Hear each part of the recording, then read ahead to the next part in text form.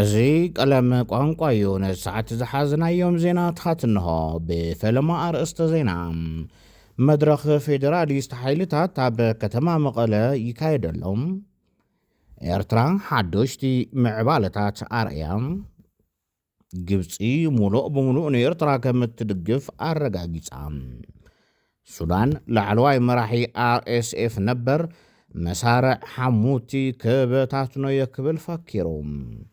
ሎሚ ናይ ዚኦምን ካልኦትን ሒዝና ልኩም ኣለና። ናብቲ ፈላማይ ዜናና ክንሰገር። መድረኽ ፌዴራሊስት ኃይልታት ኣብ ከተማ መቐለ ይካየደሎ።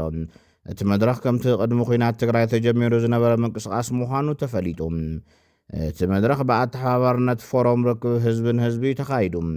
እዚ ድማ መንግስቲ ትግራይ ካሊእ ጽምዶ ዝመስረተሉ ኣጋጣሚ ዝብል ርእይቶ ይወሃበሉ ኣሎ። ኣብቲ መድረኽ ወከልቲ ህዝብታት ዓፋር፣ ቅማንት፣ ኣገው፣ ኣምሓራን ዝርከቦም ዓበይቲ ዓድን ኣቦታት ሃይማኖትን ዝሓወሰ ምዃኑ እውን ተሓቢሩ።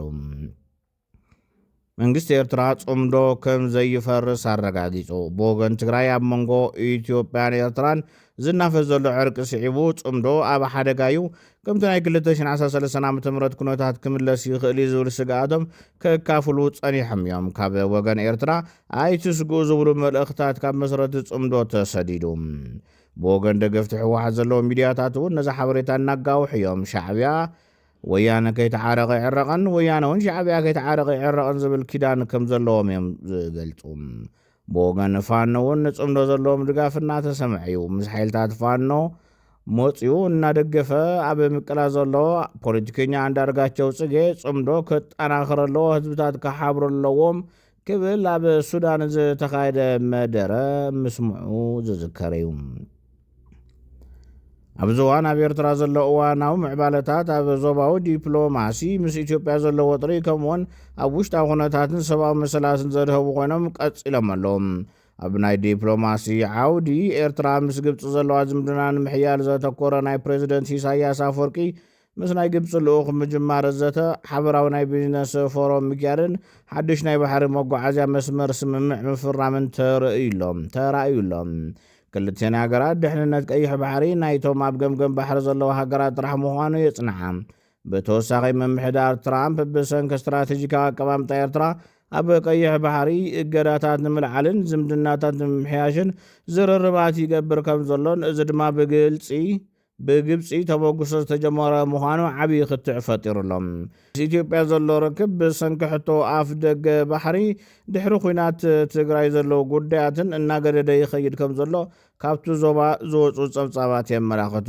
ኢትዮጵያ ንኤርትራ ዕጡቓት ጉጅለታት ትሕግዝን መሬት ሒዛ ትርከብን ኢላ ብምባል ብወታደራዊ ስሕሕብ ከም ዘለዎን ዝፍለጥ እዩ።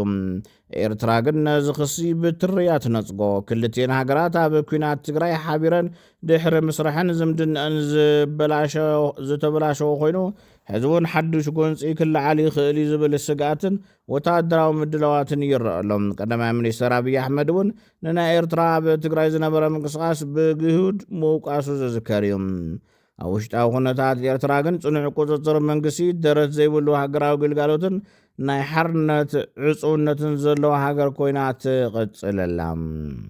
ብፍላይ ድማ ስትራቴጂካዊ ኣቀማምጣ ቀይሕ ባሕሪ ንኤርትራ ኣብ ዞባዊ ፖለቲካዊ ወሳኒት ክትከውን ከም ዝገበራ ክኢላታት ይገልጹ ኣለዉ። ኤርትራ በቀርኒ ኣፍሪካ ቅቡልነታት ተረጋግጸሎም ዕድላት ይውስኹ ኣለዉ። ግብፂ ነዚ ዘለዋ ድጋፍ እውን ገሊጻ ኣላ። ግብፂ ሙሉእ ደገፍ ንኤርትራ ከም እትገብር እያ ተረጋግጽ። ኣብ ኣስመራ ድማ ዓበይቲ ስምምዓት ተፈሪሞም ኣለዉ።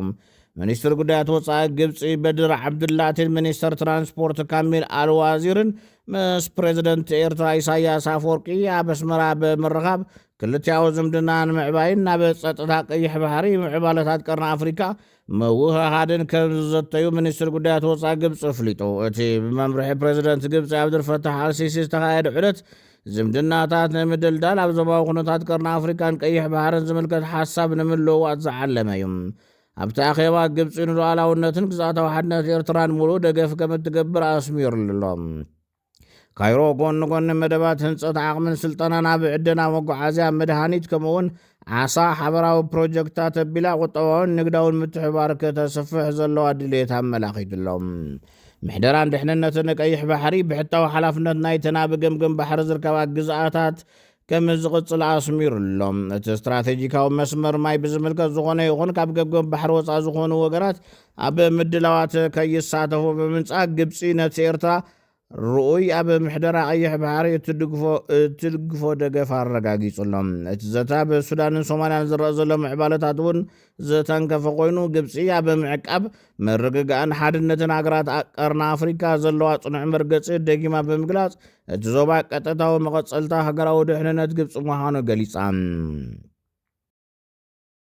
ላዕለዋይ መራሒ RSF ነበር መሳርዕ ሓሙቲ ክበታትኖ ክብል ፈኪሮም። ኣልሳቫና ድሕሪ ካብ RSF መፍንጫሉ ንመጀመርያ ግዜ ናብ ካርቱም ድሕሪ ምእታው መግለፂ ሂቡ።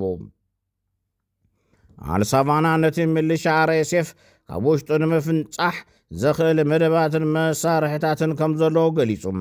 ጎናጎኒ ሰራዊት ኮይኑ ክዋጋእ ድማ ድልውነቱ ኣረጋጊጹ። ኣልሳቫና ካብቲ ናይ ሞት ፍረጃ ክብል ዝፀውዖ ናይ ቀትለት ፈተነ ካብ ሓሙቲ ዝተውሃቦ ትእዛዝ ከም ዝደሓነ ወሲኹ ገሊጹ። ከምኡውን ከምቲ ንሱ ዝብሎ ሓሙቲ ብኢድ ኢመራት መሳርሒ ከም ዝኾነን ዓብድራሒም ዳጋሎ ድማ ነቕሓት ዝጎደሎ ሰብ ክብል ገሊጽዎም። ንሱ ብተወሳኺ ሓሙቲ ብሰንኪ ዝኣተወ ሰለሎ ብዙሓት ላዕለዎት ሓለፍቲ ከም ዝቐተለ ሓቢሩ። እቲ ካብ ፈጣን ደገፍ ሓይልታት ዝተፈለየ መራሒ ኣለ ራዚቅ ኣላህ ኣልሳቫና ካብ ካርቱም ኣብ ዝሃቦ ጋዜጣዊ መግለፂ እቲ ሓይሊ ዘካይዶ ዘሎ ኩናት ሃገራዊ መደብ ከም ዘይብሉ ገሊጹ። እዚ ኩናት ብምትእስሳር ናይ ስልጣንን ገንዘብን ጽልዋን ዝመፀ ግጭት እምበር ሃገራዊ ዕላማ የብሉን ኢሉ ኣልሳቫና ወሲኹ። ምክትል መራሒ ፈጣን ደገፍ ሓይልታት ዓብድራሕማን ዳጋሎ ክሳብ መወዳእታ ወርሒ ሰነ ኢሉ ክህብ ከም ዝኽእል ትፅቢት ከም ዘለዎ ኣመላኺቱ። መራሕቲ ሓይሊ ማሕመድ ሓምዳን ዳጋሎ ሓምዱቲ ኣብ ቀዳሞት መዓልትታት ናይቲ ኩናት ኣብ ከባቢ ማእኸላይ እዚ ሰራዊት ከም ዝቆሰለ ዝገለጸ ኣልሳቫና ክሳብ ሕዚ ድማ ካብ ሳዕቤት ናይቲ መጉዳእቱ ከም ዘይሓወ ኣረጋጊጹ። ብተወሳኺ ፈጣን ደገፍ ሓይልታት ኣብ ዳርፉር ኣጽዋር ንምቕባል ዝጥቀመሎም 6 መዕርፎ ነፈርቲ ከም ዝነበሮም እውን ኣቃሊዑም። ዓብድራሒም ዳጋሎ ንኹሉ ከም ሓደጋ ዝቆፅሮ ሰብ ከም ዝቐተለ ድማ ወሲኹ ሓቢሩ። ኣልሳቫና ብመወዳእታ ፈጣን ደገፍ ሓይልታት ተቃወምቲ እቲ ኩናት ናይ ምጽናዕ ስጉምታት ከም ዝወሰነን ንመራሕቲ ቀቢላታት ድማ ኣብቲ ውግእ ክሳተፉ ከም ዘገደዶምን ሓቢሮም። ክቡራት ተኸታተልትና ነዚ ሰዓት ዝሓዝናዮም ዜናታት ነዞም ተኸታተልኩሞም ይመስሉ ነይሮም። ሰላም።